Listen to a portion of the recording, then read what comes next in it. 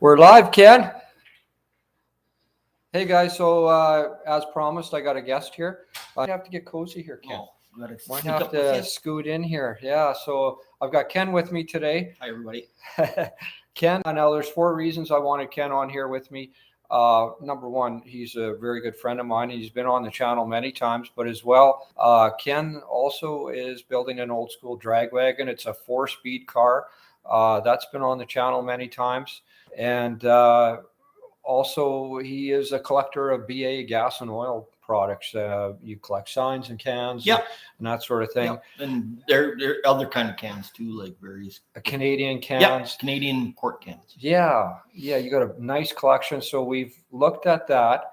We've looked at the drag wagon. We've looked at. We're going to revisit all these things. But yeah, and a body man of 43 years. Most marriages don't last 43 years. You got to like what you do. Well, I must like it because I've been doing it for so long. Forever and ever. Yeah, it seems that way. Yeah. So yeah, if there's anybody that's building a car, I thought this was a good time for a Q&A type of a deal. If anybody's interested in, if you got any questions for Ken, certainly fire them away. But yeah, I could give an answer, but it's just like any other kind of a body man or mechanic or anything like that. You ask somebody, one of them, a question, you get 10 different answers. Hey, sometimes more. Mr. Braden Karst is on here. Oh, Braden's on. Hey, Hi, Braden. Merry Christmas, Braden. Good to see you. So we got Braden on here already. Yeah, I see that. I got to put my Peyton too. And Peyton's on here. Merry Christmas, Peyton. Like you guys are down south right now, aren't you? Are they? I think they're down. They're holidaying. Well, I think they went down. Braden said they were going down to mom and dad's for Christmas. So good. And they were Peyton's, or no? I think you said Peyton's for. Yeah, we're down south. Came home today. Oh, okay. Good. They're home already. Well, that's all right. Merry Christmas, Come you home guys. and shovel the snow. Yeah. We got hammered here the last couple of days. Good thing I got a snowblower. Yeah, me too. I actually thrown my back out this morning because I think that snow had something to do with it. Probably. Anyway, guys, on top of, so in my last live feed, we briefly talked about this car. So this is a local car. It's all backwards. Originally, this car was it's a one of 4 ever produced. Mm-hmm. This is Tracy Kurtzinger's 70 Hemi Roadrunner convertible. It was one of 4 ever made, and that car was the only one to come to Canada. So anyway, I talked about that car briefly in the last live stream, and there were some questions about it. Some people were interested and maybe don't know about that car. So it was delivered to, it was the only one that came to Canada. It was delivered to Ontario. Mm-hmm. And now the current owner, Tracy, he's restored that car. He found that car and restored it. It actually disappeared. It ended up in Saskatchewan. It went through several channels and several different people owned that car, ended up in Saskatchewan, and then it disappeared for a long time. Well, kind of. I mean, I knew where it was for the last 40 some years. Yeah, you're one of the few. The Mopar community was really a buzz about that thing because it was an urban legend for many years. Yeah. And I first saw it. Well, I first heard about it in 1981. Winter of 81, when I was going to Kelsey. A buddy of mine was living where the car was. Oh. And he told me that there was this Hemi Roadrunner convertible. That's kind of interesting. Yeah. That's a pretty wild car. There's obviously not very many of them around. I didn't know there's that few. Yeah, there was only 4. Anyways, I went to work at a body shop about 20 miles from there, and I lived with my buddy in that town. And it kind of came up in conversation every once in a while. And then one night in late August, early September, we went driving around, and here this car was sitting across from the elevators on the street. They brought it into town, just a fresh paint job on it, kind of a dark blue, kind of a greenish blue, and fresh paint job on it. And hey, that's the car that they've been talking about. And I went and had a look at it, and laid my hands on it and looked at it and checked it out. And yeah, that's everything kind of checked out from what I knew as a 19-year-old, just getting into that sort of stuff. That from what I read, that was still had the Hemi on the cowl back part of the hood, and of course it had the skid plate on the K member, and of course the torque boxes were Hemi and convertible only, and all that stuff checked out, and that was the last time the car was ever seen. It went back into the Quonset in that late 1981 until it got bought. Yeah, and apparently the story was the owner had died in a freak farm accident. Yeah, and then his buddy purchased the car. Yeah. Now there were some stories about that too. The fella, he really wanted that car because it was sort of I guess it was, it was a connection to his old friend. Mm-hmm. And I heard that he actually burned his truck for the insurance money to buy that car. Oh, that one I never heard that was a story I heard anyway, kind of interesting. And anyway, he bought the car and he stuck it away in a Quonset for 20 years. And it sat there and he just didn't have the heart to do anything with it. But at some point they contacted Tracy. Well, kind of going back past that, it was in his Quonset for a while, and it was kind of in the way all the time.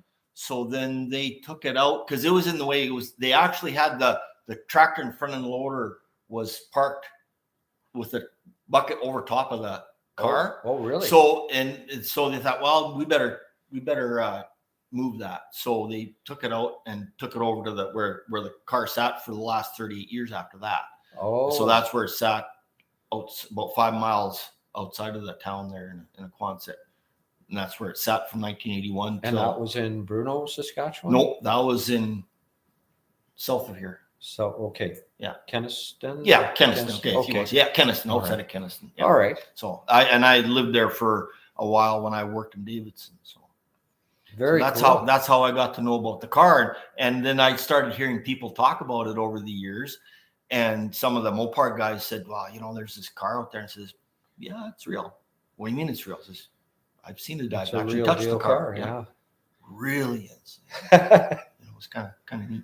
It's interesting. So like I mentioned, there was only 4 of those cars made. Yep. Now there's only 3 left in existence. One actually destroyed in a fire. Yeah. Well, that one's gone. It's no more. Yeah, it's gone. And the other 2 cars in the States are owned by the same fella. I believe one is undergoing a restoration and one isn't. Well, I don't know. I thought Tracy told me Tracy that. kind of Yeah, mentioned. I know. Yeah, I'm not sure on that. He has them both, and he was saying that they're restored, but nowhere near like this one here. Not the level. That's of what I've heard. restoration. So. Yeah, this was a 1,000-point car. It was unveiled at the Muscle Car and Corvette Nationals in Chicago, and it actually scored 997, I think it was, out of 1,000. Something like that. And then those things got fixed on the car, so it's a 1,000-point car. If you saw it in the Dragons car show, it was a perfect restoration of it. And it was a highest option car out of the 4. It had power windows. It was an automatic. Some of the other cars were 4-speeds. Yeah, automatic on the column, power windows, white interior, power top, stripe delete. Yeah, another weird thing about it. Trying to remember what else. And it had been, like I said, it was painted red at one time, and then it was painted blue. And the funny story of when the engine went missing. Yeah, that I mentioned that briefly in the last live stream. It made its way into a body shop, got into an accident, ended up at a body shop, and the engine was actually stolen. Yeah, the couple of young guys are supposed to be drag racers, and they pulled it out and put a 383 in it and put the air cleaner back on, and the guy came to pick it up. Yeah, none the wiser. None the wiser. He noticed that it didn't have the power that it used to have. And so I don't know if he took it to a buddy or whatever, and the old guy said, well, somebody switched your engine. Yeah. And they never found it. Like, they never did find it. It could have been blown up or who knows what. Anyway, the one thing that's odd, kind of unique with all 4 cars, the engines disappeared out of all 4 of them. Oh, is that right? Yeah, when they were found and restored, or found, They not one of the 4 cars had their original Well, and Hemi you know, and that makes a lot of sense because back then they were just cars, and the drag racers would take them. Yeah. Like they Yeah, would they just, would you know, grab they them. would yank them out and put them in something else, and put that on there, and just, you know, The cars. most special thing about those cars is that Hemi. Yeah, Yeah. yeah. Yeah, neat story. So Tracy, when he purchased the car, he did all kinds. He's really thrifty at finding out research Yeah. about these things. And he actually talked to the original owner. It was a little old gal that bought that car brand new in Ontario, Canada. School teacher, librarian, or something like that. Yeah, spoke to her on the phone. The reason she bought it was, of course, it was this pretty purple color with white interior. Colors and stuff like that. She liked the color, but after driving it for a couple of years, But it was too loud and too hard to keep running, and just it was annoying. Gas guzzling and stuff like that. And she bought a. Traded it for something else anyway. I think it was Tracy told me that she said she's a little Chevy or something like that. Yeah. I can't remember if it was a Nova or something a little quieter. Something like that, yeah. Yeah, so he traced right back to the original owner, and in it he was trying to find out where this original engine went, obviously. That being the most, kind of exclusive part of that whole car. When he was going through the whole build process. Anyway, it went through lots of hands, and it stayed in. It must have been in Saskatchewan for most of its life. Really, it came in. I think he said it came up to Saskatchewan sometime in late '74. Yeah, came up. It was only 4 years old. Yeah, came up, and I think it came up into here. I can't remember exactly, but apparently it was on.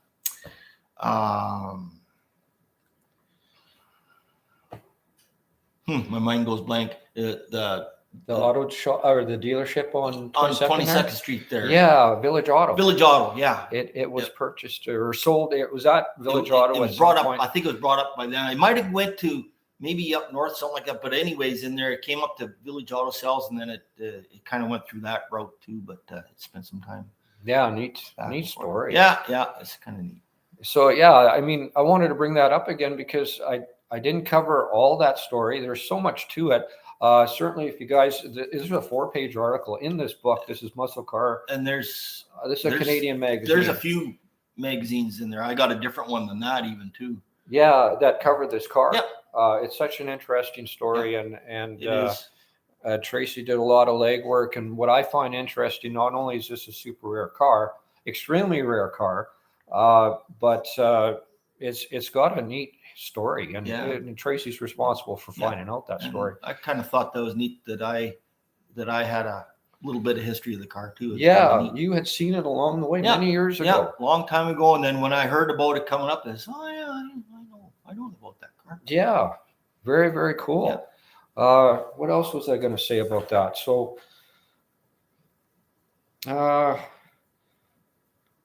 that's actually that's a picture of the Quonset. Actually, and apparently the car was still fairly rust free when they did the restoration. They left a lot of the panels alone and repaired a lot of stuff. Like, it was a fairly solid car, and they left a lot of the color, like on the inside of the car, like pulling door panels off and stuff. A lot of that is still the original color. It's cleaned up and stuff like that too, because it was very meticulous restoration. Yeah, so that was Prairie Fire, I believe, in Prairie Fire Concert. Concert, Alberta, just across the border there. Yeah, and they look like they do a lot of Mopar stuff there. Do really nice work. Yeah, very, very meticulous restoration. And so Tracy, the owner of that car, most of the Mopars in his collection are low mile original. A lot of wing cars in the collection. They're all Hemi cars. Nope.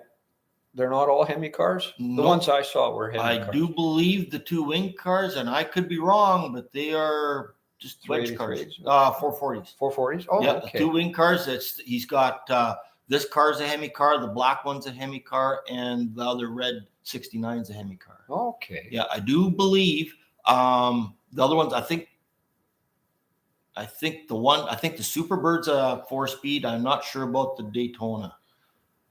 But they're big block wedge cars, 440s. Okay. Yeah. So there you go. I thought they were all. I know the Superbird is, anyways. I saw his you can look back in the channel, guys. I did a very, very, very brief video of this Hemi Roadrunner. It was a teaser video for pre-Dragons car show. It was a feature car there this last spring. So I did like a 2-minute video. You guys can look at that, and you'll see some of Tracy's collection in the background. Also, another guy that's covered some of Tracy's collection is Mandershed Media. Yeah, he's a really knowledgeable Mopar guy. He's made a couple of trips out to Tracy's place, and he's got an incredible collection of cars. And he's also a collector of gas and oil signs. And Tracy is. Yeah. Oh, yeah. Beautiful, beautiful shop. Oh, yeah. He's been doing that when nobody else was doing it. He was doing it when this stuff wasn't cool. Yeah. There's a few guys down in the States and a few guys out in Alberta that he was selling to, and he was doing that back in the 80s, late 80s and 90s when this stuff wasn't part of popular. Why that's part of why he's so diligent at finding out things. Oh, yeah. Well, he's that type of personable guy too, you know. Yeah. He's pretty easy to get along with and whatnot. Easy to talk to. I went there for a 2-minute video and I spent 4.5 hours. Oh, yeah. I've been there. There's lots to see, obviously. Yeah, there is. Yeah. I'd love to return and cover more of his collection. The only part that disappoints me is that he was picking all that stuff out of my hometown years ago, and when I wasn't even into it, and he's, I picked this out of there, and I picked that out of there, and got this out of that building. Oh, man, that's right. That's my backyard. So if you guys read the description, Ken also collects his own BA, British American and Canadian oil cans and signs and that sort of thing. So he's a collector as well. That's how he knows Tracy very well, and he knows his collection very well. He knows him far better than I do, and he knows his car far better than I do too. But a really interesting story. I thought I'd talk about that more. There's lots to say on that deal. Another really interesting car we did visit on the channel that Ken is very much connected to was the 66 Malibu barn find. So that was a Malibu SS that was on Ken's family farm. Now, sadly, the previous owner of that car, Ken's brother, passed. We lost Ken's brother, Wayne, about a week ago. About a week or so ago. Just recently. And he didn't get a chance to have a ride in it like he wanted to. Yeah, that car did get sold. Yep. And it is undergoing a full restoration. Yeah. It's he wanted to kind of keep anonymous, and that's totally fine. But he's collecting parts, and it's actually still in the area, and it'll get a really nice restoration done on it, and it should be good. And it's going to be an original. Sounds like it's going like he's getting the numbers matching carburetor, the date coded carburetor, and all that sort of stuff. Oh, wow. Yeah, he's going good guns on that. So. That was a special car also. So that was a Malibu SS. That's a Canadian only Malibu SS. It's like the SS version, but it's a Malibu SS instead of a Chevelle SS. That one was a highly optioned car. It was fairly, like Tracy's. It had power windows. It was convertible. Automatic power glide. Originally 396 car. Now, just like Tracy's car, the original engine was missing. I think it had a 350 in it. Or I'm not even sure. I don't even know what it was. It was so rotted. All I remember when Wayne brought it home in 77, I think 76 or 77, it was running and driving when he brought it home. And then in 78, he cracked a head coming back from Saskatoon, and he got a ride back to the farm, and he and I took the heads off of that, or heads. I think we took both off of that car, and we went back on the side of the highway between Saskatoon and Rosetown. We changed heads on his truck on the side of the road, and the heads that were off of that car. So I don't know if it was I'm guessing it was a 350. I don't know. A small block of some kind, but it was an actual original 396 car, 325 horse, I think. 350 horse. Yeah. Oh, okay. No. Or was it a 360 horse? 360 horse. Oh, yeah. Okay. That sounds the Canadian, right. The Elf. Whatever. 360 horse. We know Calvin wouldn't know anyways. Yeah. So But We're I think it was sketchy on the details. yeah. That was a couple of years ago. yeah, But it was a really neat find. Ken always knew that that car was a special car. yeah. Even when you brought home, look, man, I bet you there was every weekend we had somebody drive in the farm from even 100 miles around and have a look at this car that he got, you know. And there's people coming in that want to have a look at it, and it sat outside of the garage till 1981. We built the Quonset that in the video there where it sat. It sat there from 1981 until we brought it out of there. Yeah. But, incredible. But yeah, I always kind of knew it. Well, you know, a convertible in itself back in the day even was popular. And then of course, then for the longest time, Wayne was wondering, and he had a couple other guys kind of see if he could find out about it. And he says, no, it's somebody just put the emblems on there. And I don't know. Yeah, you never And know. then started kind of looking at it, and then got Calvin involved, and then we find out that, geez, it is a rare car. Yeah. And we so we made the trip down prior, you know, before we shot that video. We made the trip down. It's getting a little dark in here. We should maybe try some. Oh wow. That's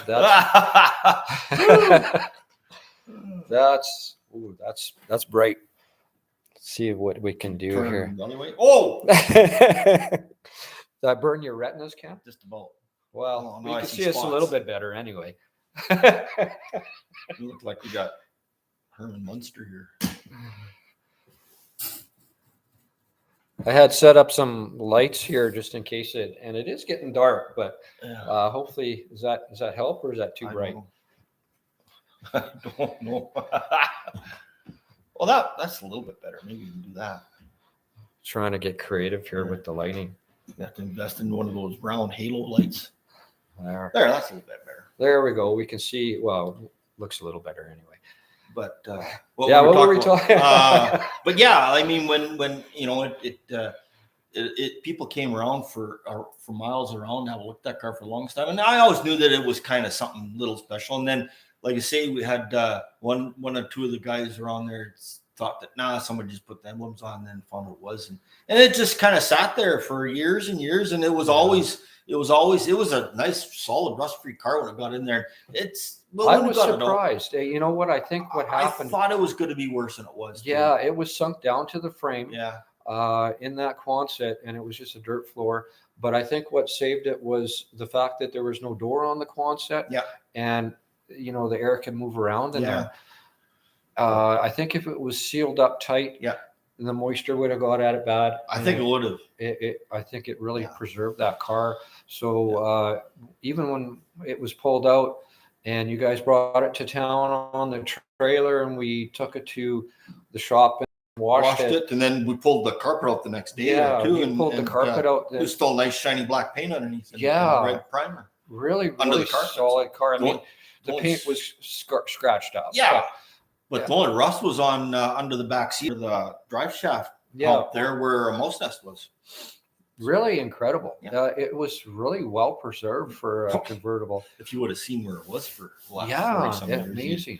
And the people come in there and look at that and the other cars in there and they kind of look at me and shake their head, and I was And it was in 20 years. 2021. Yeah. It was last a year ago that brought it out. So it Year was and a half. 20 years in that Quonset. No, 4 years. 40, 81. 80 to That was 41 right. or 42 years. 42 years. Yeah. That's incredible. Oh, yeah. For a car to sit like that and be as nice a shape as it was.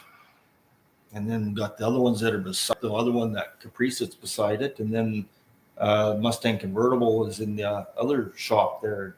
The Cadillac, then I think that one sold. So. Yeah, we didn't really get any video of those. No. We did catch the Caprice a little bit. There was a lot of interest in that car as well. Yeah. So there was a Caprice convertible right next to it. Yeah. That technically is going to be for sale. That'll be for sale down the road here, maybe this summer. And then the Mustang convertible will be too. And I think the Cadillac is gone. And he's got one more, as far as cars go, he's got another limousine, but I think it's close. I see one of them left there when we were down there. A limousine?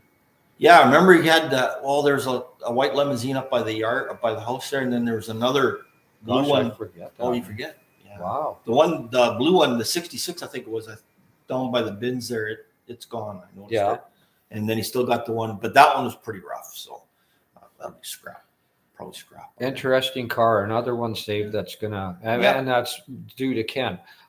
Ken was diligent and was on his brother about let's do something about that car. And then we did the video, and that kind of it was supposed to be my car. It was it was supposed to be my car. And I thought, well, I'm just not going to get a chance to do it because I'm doing my car here and whatnot. And I thought, you know what, I'm doing my wagon, and I'm probably not going to have a chance to do it properly. So he says, if you want to let it go, let somebody do it that'll do something to it. He says, oh, okay.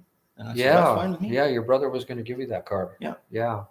So the people will be saying you're stupid and you're silly for doing that, but so it went to a good home. Yes, it did. It's going to get fully restored, and it's going to be done right. And really kind of a rare. Now we ran the numbers on that car, and it got down to convertibles and coupes together 14 total. I think it's 27. It's 20. I thought it got narrowed to 14. No, I think it got narrowed to 27. That's with the coupes and convertibles with Power Glide automatic. I think it was 23 or 27. And then whatever the percentages is, like I think Calvin was saying, like it's 3% or 5% or 3 are convertibles out of the out of that. So you're talking maybe 5. I remember it as being 14 down to 14, and then if you split it in half, that would put it as a 1-7. That's the way I remember. I think still got the papers in the truck there. I think it was 27 or 23, but anyways, whichever way, not a lot of them made. Very, very low production number car. And as you know, with convertibles, they're always the lowest number.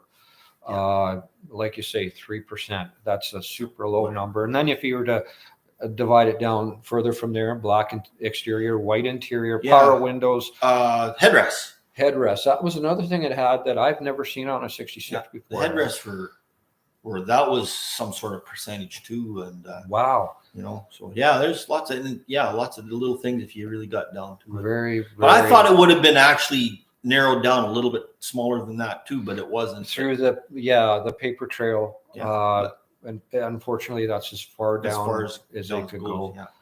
But rare. Interesting Canadian car, but you go like there's a bunch of other ones down home there too. There was a 69 Judge there, an orange 69 Judge there when I was growing up, and there was all sorts of rare wild cars. You go there anywhere like that around your hometown. There's neat stuff out there, guys. Man, there's hiding in all kinds of places. Those are 2 cars that were tucked away for. We've just had a conversation about 2 cars that we've been kind of connected to in different ways. And this one is right off Ken's family farm. And super rare cars that have been tucked away that, nobody knew about. I even looked at that Caprice. That's a fairly rare car too. Like I was looking the other night. I want to say something like 23 or 3,500 or something like that. There's not a lot of them made. Wow. So it's actually, it was rarer than I thought it was. I'll have to run the numbers on that one. Well, I was looking it up on the computer. Yeah, I might have to send away to Vintage Vehicles on that one too. Yeah. Just to see. But I was just looking on the internet here the other night, and they had just a number on there, and it was small. Yeah, it was like in the 2000s or maybe low 3000s. Wow. Yeah. Yeah, that might be worth your time to try that because another convertible and that's a small block car. That's a 400 small block. Yeah. Okay. Yeah. Very cool. Very, very cool. So if you're wondering about the Caprice he's talking about, you could check that barn find video, guys. Yeah. And you'll see a glimpse of it in there. I didn't really concentrate on that car. Yeah, it's kind of in the background. Yeah, it's in the background. It was a 72 Caprice 2-door convertible. I drove that thing around in the 80s. Yeah. I was driving it around. Wayne said, go down, take it whenever you want. So I go down, pile a bunch of girls in there, and we go drive around Powell for the afternoon type of thing. Very cool. Back in the mid to late 80s. And I don't know when it was parked there where it was. I know Wayne drove it back and forth a little bit over the years, but I don't know exactly when it was parked the last time it ran. I don't know.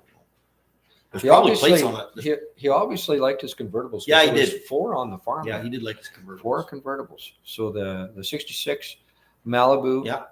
SS convertible. Yeah. Caprice. 72 Caprice convertible. Yeah. 67 Cadillac. 67 Cadillac. 67 Cadillac two-door convertible. And then that one might be sold. And then the Mustang was a what, 72? I think it's a 72, I think. Yeah. Okay. Yeah, I saw all those cars. Only got video on the one, but very, very cool. Anyway, yeah, what else can we talk about, Ken? Oh, I don't know. So Ken is a body man of 40. Oh, we didn't touch on the wagon. Let's talk about the wagon a little bit. Well, nothing's happened much on it lately because we've been doing the Beaumont. The Beaumont. Yeah.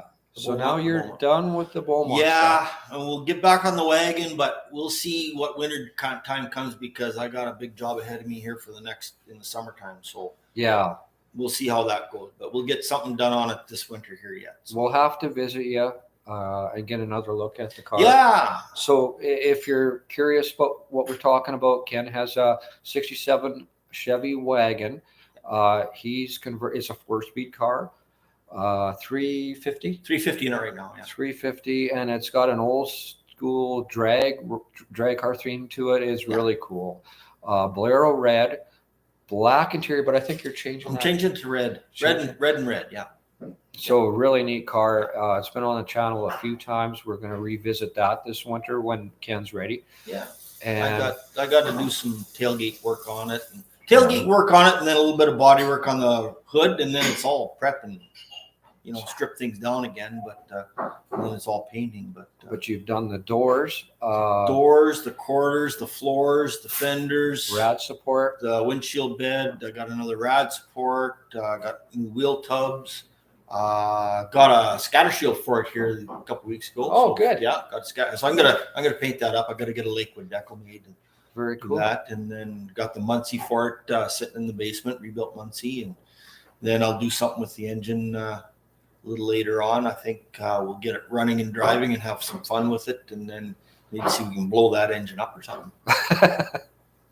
Yeah, well, you got another one. You got a 327 in the garage on the stand. Yeah. Well, actually, that's a 350. Oh, it is? Yeah, it is. Yeah. Oh, well, Calvin figured that out. There's a 68 350, whatever number he said it was, 255 horse, 4-bolt main. Oh, it's a 4-bolt main. Yeah, and it's got the 196 heads. Does that sound? Okay. I can't remember the 196. Not the best heads, but a good set of heads. 194s. 194s. Okay. 194.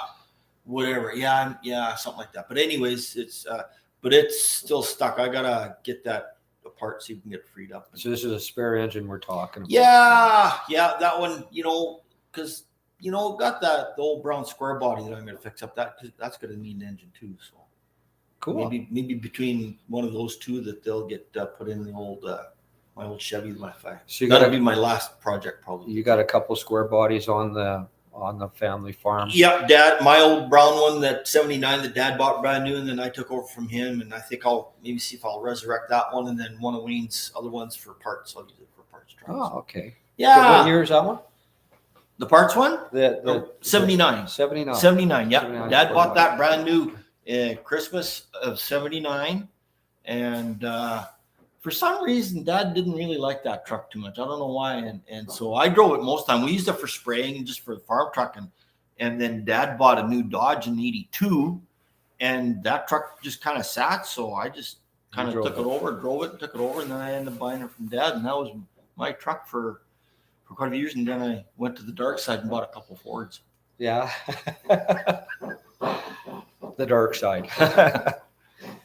They were good trucks, though. Yeah. But that was a good old truck. So, and then Wayne bought it back from me, and he used it on the farm for a while, and it just sat behind the shop there for, I don't know, quite a few years now. So, I think I'll maybe resurrect that. How popular square bodies have been lately. Geez, I got one. Yeah. No, they are majorly. Yeah, I'm probably got to replace everything on it, but it was starting to get rusty when I got everything's available. LFC everything's available, yeah. Everything. My boss is a big fan of the square bodies. Yeah. He's got a couple of them. But I'd probably do that kind of like when they came out, you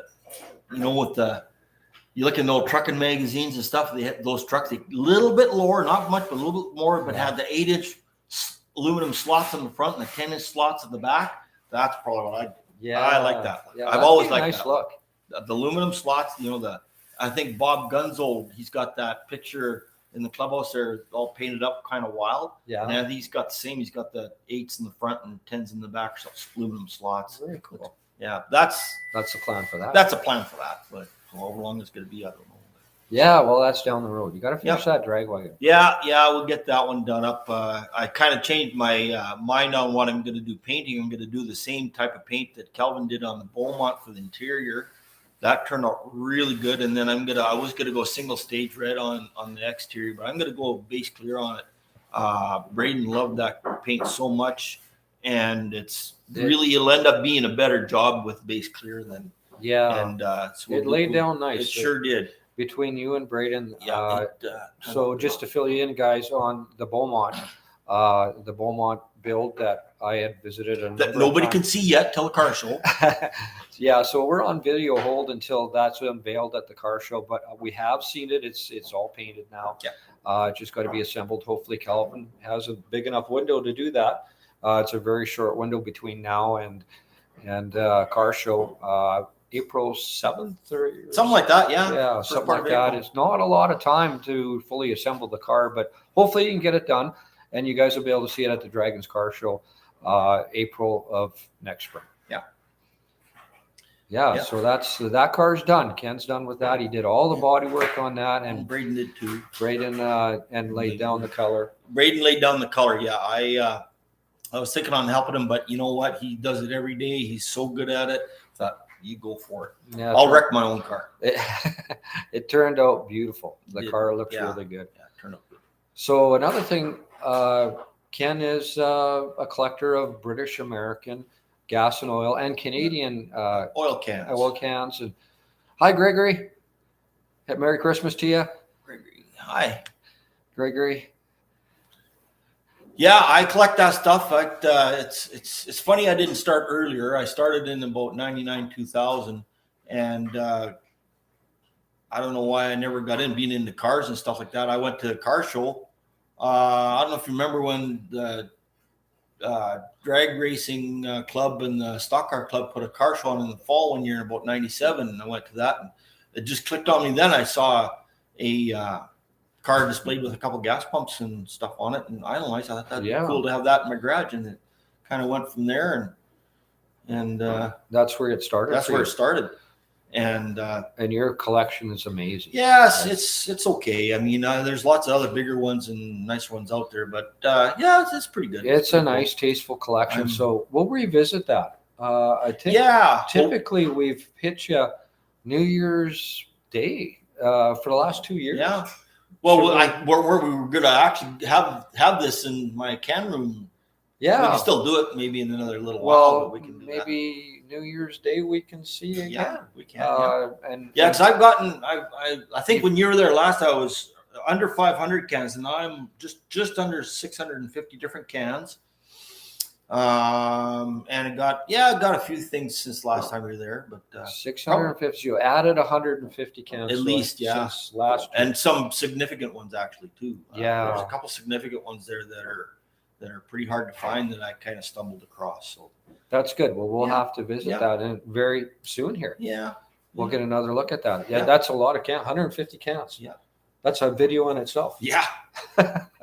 Well, some of my friends out in Alberta, they got 2,000 and 3,000 different cans. Yeah, well, and I don't know where Shane is with his now. Well, he's probably got like 10,000, but they're all scattered all over the place. Yeah, they're all. Yeah. He's got a lot of cool stuff. He's got there's stuff I don't think he even knows what he has. Yeah, but he's got a lot of. He's got a Randy Clarkson. Merry Christmas, Randy. Hey, Randy. But he's got a lot of co-op and ESSO, a lot of common ones. But he's got some good ones mixed in there that I don't know if he even knows. Yeah. Yeah, his collection's getting big, and he's been buying like crazy and lots. He usually sees stuff online, something he likes, and then he has some collectors that actually contact him and say, look, I got this, I got that. So Kristen, if you're watching this, you're not listening to this.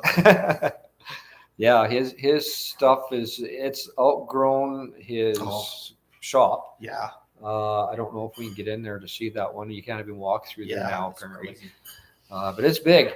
Ken's the collection is nice, tastefully displayed throughout his house, and you can see everything, and it's cool. Yeah. It's There's nicely some set up. some stuff there that is not very common. You know, the BA was around for so long.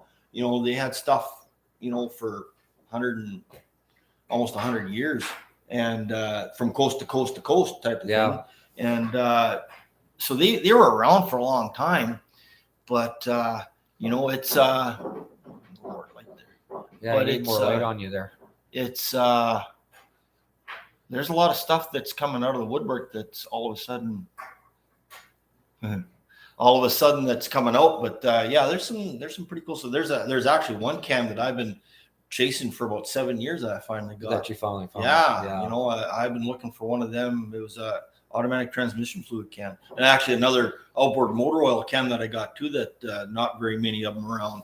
And they got that here this last while. And then yeah, there's lots of neat things. So you're at 650 cans roughly. Yep. What do you have for signs? I can't even tell you how many signs got a count on. I haven't got a count on signs, stuff like that. I probably got, let's say 150 maybe. I don't know. Yeah. And you know, that includes, you know, small ones, big ones. Yeah, there's some big ones in there. There's two-sided porcelains in there. Yeah. There's some nice stuff. Yeah, there's some nice stuff there. You know, it's there's still some, there's a few signs there that I've been chasing that had an opportunity, but just like got in the way, just couldn't get them in. So you've been collecting, what year was that you started? About 1999, fall of 99. 99? Yeah. That's pretty good. So you've amassed 23 a lot. years. Yeah, you've amassed a lot. Not bad for being on a very strict budget. Yeah. I tell you, when I first started off, it was like, you know, if I spend $100 a month, I kind of allow myself $100 a month to spend, you know. And back then you could get a few things, you know, for $100. Now it's not, but on fairly tight budget, I think I did okay. Yeah. Oh yeah, I think you did. You know, I got in kind of when things were just starting to get high. Like if I got in now, it'd be pretty tough because it's pretty popular. Yeah. But there was a lot of stuff that I got then that I thought, oh man, I paid way too much for it. And then I find out now, I got a pretty good deal on that. Yeah. Merry Christmas, Gary. Gary. Hey, Gary. Yeah, it's so it's kind of got in kind of at the right time. It would have been nice if I would have got in years before that, because a lot of stuff, you know, people were giving that stuff away because it was just junk. Yeah. Yeah. Well, that's junk. I think how Tracy got to get as good as he Oh yeah. has, yeah. Oh yeah. As well. Yeah. If you want it, take it, get it out of here type of thing, you know. And then he ends up with some really rare stuff, sought after really good stuff. And his stuff is just the tail ends of the stuff that he got. He keep the nicest ones for himself, and then the next nicest went out to, like, a lot of that stuff in that gasoline alley out at Heritage Park in Calgary. A lot of that stuff came from Tracy. Wow. And that's incredible. I have visited that. If you guys haven't seen that place, go see it. It's an amazing place. And then there was another guy in Edmonton that Ralph Falvo, he had a collection in Edmonton, and he gave us a private tour. He said, oh yeah, that came from your area, and found out it was Tracy supplied him with a lot of stuff too. There's some other guys too, like there's some other collectors and pickers but you know, Tracy was very significant in both of those collections. Wow, that's local guys. That's incredible. And that's in a world-class collection there in Calgary. Oh yeah. Amazing. Yeah. Really cool. And in Edmonton too. Yeah. Pretty cool. Yeah. Yeah. Yeah. That's neat. I don't know how long Shane's been collecting this second time around. Yeah. He's been buying hard and fast. Yeah. And it got big quick. Yeah. I think it's only been the last. Was he collecting when you started working for him? I don't think so, eh? No, I would bet it's only been 6 years. Yeah. I wouldn't be a bit surprised you're in around there. And he's amassed probably, you know, something that guys have been collecting for 50 years. Yeah. Yeah. Incredible size. I'd love to get in there again and share that with you guys, but man, it's so full that you can't see everything. He's got stuff still in boxes on top of boxes and top of boxes. Yeah. And he's just, it's got to get, he needs another big building like he's got there with his cars in to put it in just for that stuff. It's one garage there. It's a double garage next to the shop. Oh, and if you open the door, it's 5-gallon pails, roof to ceiling, front to back. And so it's like a 22 by 22 garage. Something like that. And it's full right to the door. Yeah, right to the door. I'm having enough problem to with the mine. ceiling. But. Yeah. That's just one, and you can't really see what's in there because it's just completely packed. Yeah. Incredible amount of stuff. But you'd be surprised, actually, how many people around do collect that have kind of got a little bit of a collection or a nice collection. There's a few around this area, around anywhere that you don't even know about. Yeah. Like I even this last while, there's a few that I found out about, but there's a few that I've been invited to go see that I'd like to go see here one of these days too. Yeah. That are around in this area here. And you have lots of friends in Alberta. Yeah. There's some. I got one friend, a couple friends in particular that incredible collections. Wow. I'll go to visit him. My one buddy there and says, "No, I'm listening. I'm just looking around. I hear exactly what you just. Every time I go there, it's just incredible." And those are the guys that kind of mentored me into all that stuff. Like when we do that there, I can give it it's kind of an education. Yeah. Because there's a pretty good history on oil cans in itself. Not only British American oil, but oil cans in itself. There's kind of a neat history. Like right down from when they started making the round quart tins. It's kind of, and I've got a few of them that are kind of the first cans ever made, in that era, and how they kind of transformed over the years and whatnot. It's kind of a neat education. I learned a lot from those guys out there. And to know what you're looking at too, like, well, exactly. I'm the type of guy that does it. My collection is very small. I think I got a dozen cans. Most of them are from you. Gifts from Ken in my collection. I just got a few displayed in the garage because I like the look of them. I think they're cool. But I don't have any type of collection like these guys. And I don't know what I'm looking at. You take into consideration some of these cans out there when they were new in the 30s and 40s and 50s and even into the 70s and 80s, 70s.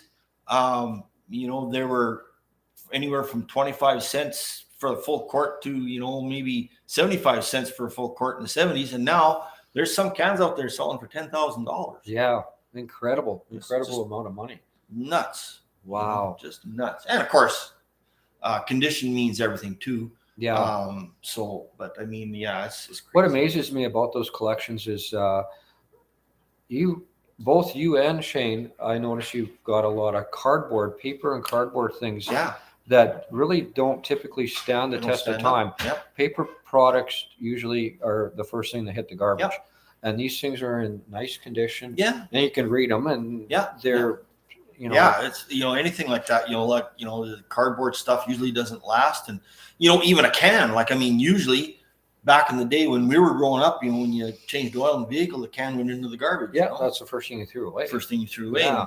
And, some people had the forethought to keep them. Like I got couple of these cans, these last couple of cans that I got, they're just like brand new. And I'll show you when you do it. They're like brand new, that they are as nice as they were when they were made. The oil was emptied out of them. And I just happened to luck into them. And wow. And that whole, that's got such a close connection to cars. Yeah. If you're into cars, absolutely. You have to have some appreciation for this because it's all part of automotive history. And that's what I find so interesting. And that's what most of it started off with, is that somebody wanted something to go with their car in their garage. Yeah. Like a gas pump or, a can, just part of a display. Just part of a display, or just to have something in their garage for that. And I tell you, it's addicting. It is totally addicting. Yeah. And then you get into gas pumps. People are, buying up gas pumps and you've got two very nice pumps in your living room. Yeah. I had, 12 or 14 at one time, and I'm just down to these two here now. But, if there's some more come up, I'll probably be buying them. But well, the nice thing is you're a body man. You have the ability to restore that. Yeah. The guys that I know that typically restore that have got some auto body experience, and they can body work these things and paint them, and you buy the nice globes for them and things like that. Or that's another thing that's very collectible, is the original globes. There's so many globes out there. And again, those things, they were supposed to be, when they were done using globes, they were supposed to be destroyed. Yeah. And so the globes that are out there are very rare. Well, most of them. There's lots of them that have some around, but there are some very rare globes. But that's another thing that's very collectible too. And that's one thing that I haven't really gotten into. I have an appreciation for them, and I think if I did get some, I wouldn't mind. The globes I got are reproductions, but I did have a chance to be a caretaker of an original shell globe for a friend of mine down east for a little while. And I'm sitting there looking at it at my place. That is really cool, Yeah. But some of them get to be, again, some of those get to be, there's some that are sold for $50,000. Incredible. On average, more than an average original globe now is anywhere. Well, it depends on where you go. Up here, they're a little bit more money, but $800 to $800 and up. Wow. To find an original globe, even a co-op from a gold co-op gas from the 60s or 50s. They're running $800 to $1,200 for wow, globe just now. for the globe. Yeah. And you think about that, $50,000, you can buy a restored car for that. There are some that have sold for that. There's Wow. actually a book, and their prices, like some of these auction places down in the States, they've sold for just Extremely crazy rare amounts stuff. of money. Incredible. Yeah. Incredible stuff. I like looking at that stuff. I have a deep appreciation for it. So we will visit Ken and get another look at his collection. Obviously, there's lots more to see since we were there last year. What else we got, Ken? I don't know. What else could we talk about here? So anyway, I wanted to wish everybody a Merry Christmas. Merry Christmas, Happy New Year. Almost been on for an hour now, and I didn't want to go over an hour. Last time I did this live deal, it's kind of a wacky thing, and I'm just learning this stuff. And last time I did this, I think I went an hour and 40 minutes or something. Like that, yeah. I got talking, and it was a really good live stream. I enjoyed it, but I didn't want to go that long today. Actually, Ken's going to have supper with us here soon. My wife's making supper for us, and we're going to get called away here in about 5 minutes. So before I forget, Merry Christmas to everybody. Yeah, Merry Happy Christmas, New Happy Year to New Year. everybody. Yeah, what else could we bullshit about here? Well, I guess, we could actually have a few minutes on some of my experience with some of the other YouTubers that I met when we went to SEMA. Yeah, you met October. You guys, Dan? Dan and Danny from DD Speed Shop, and Tony and Tess from Miss Midnight Maverick. Yeah. And Nolan Jamora from Iski Cams. Right. That was the highlight really of my your trip to SEMA. Nothing else. That was good. Everybody was just like us. We're talking like Tony from with Tony and Tess. They were just talking like you and I were talking. And yeah. Just about everything. And Dan and Danny, we just walked up to them, and then once you found out, because they have a connection to Saskatoon here as well. And so once we got talking, and that's hopefully we'll be able to hook up with them maybe this summer or maybe the spring at the car show, because they're very interested in coming to the Dragons. And that would be cool. Yeah, they're connected to Josh at Shade Tree Mechanical. And another good YouTube channel. And I've actually talked to Tony and Tess through their channel too. Kind of commented a few things. They commented back, so I don't know if they remember who I am, but that's cool. Yeah, that was kind of neat. And a lot of the Street Outlaws, I saw them. Who else was there that we saw? David Freiberger, saw him. Steve Darnell, talked to him for a few minutes, and I said something to him, and he swung around and he kind of acknowledged what we were talking about and kind of joked a little bit there. So yeah, that was that one. And it was kind of neat going there and seeing some of the people that you see on YouTube that are actually kind of famous now. Yeah. And it would be nice to hook up with SRC clan someday. That would be kind of cool. That'd be another one of my things to find out, like to go to that PRI show, or if they ever come to SEMA, do that again, but that would be kind of neat to hook up with them. Oh yeah, that would. Ken and I are big fans of the whole SRC family. Yeah. We've been watching them for years, and just big fans of the whole. There's the Billy SRC Street Racing Channel, and then there's his brother Gen 2 Garage, and then his father, Old Man's Garage. And then you know, you could And then they got that new podcast show now. You've Yes. been watching that. So Yeah. there's that. And then all the off ones going Word on from the there. Streets, I think it's called. Word on the Streets. And then there's Miss Midnight Maverick. And then there's Raggedy Ann. Yeah. Now that's kind of off from that. And DNR Auto. DNR Auto, yeah. So there's lots of other ones that are kind of spin-offs of that one there. So. A big family of Drag street racers based in Ohio. Yeah. And of course, Tony and Tess are based in California. And they kind of hooked up with them. Yeah, A few years there too. I enjoy watching that it's stuff. pretty entertaining. Pretty good. They're pretty good people. I know Tony and Tess, like I said, they're just like normal people, normal car people, and friendly and As they very appear. approachable, and it was pretty neat. And same with Dan and Danny too. They're Well, that would be certainly a highlight of my. yeah. I met Dan from D&D Speed Shop Yep. at SAR when he was in the Miles of Mayhem deal. The stupidest video I ever did. I think it was a 30-second video, 30 seconds. and it got lots of attention because because it was Dan. Yeah, it was Dan. Dan's got a big following, and I watch Dan daily. Every video he puts up, I'm watching it, and so are you. Yeah. And everything the Street Racing Channel family is uploading. We're watching it constantly, regular watches. And then there's Gary the Gear. So we watch Gary the Gear every time too. The Gary the Gear, the local guy here. But yeah, anyway, guys, I guess we'll call it a night. Thanks for tuning in and checking out our second live feed. It was nice. Thank you, Kent, for being on. Thanks for asking me to come on. Yeah, I appreciate it. I appreciate. We're going to see some more of Ken here in the near future. We're going to visit his BA collection, obviously, and we'll do it. We could do a video just on the cans itself, actually. Just the oil cans itself. We could do that. Yeah. So 650. That'd be a good video. Yeah, we can do that. 150 signs. There's lots to see there. Obviously, he's going to be now working on the old school drag wagon. We talked about that for a little bit anyway. Little bit, and see how that goes this winter. He's got a lot of stuff going on in his life. He's a busy guy, so I was really grateful that he came by to visit us here today and say hi to you guys. Merry Christmas to everybody. Merry Christmas and a Happy New Year. Happy New Year, and we'll see you again. Thanks for tuning in, guys. Bye now. Bye-bye.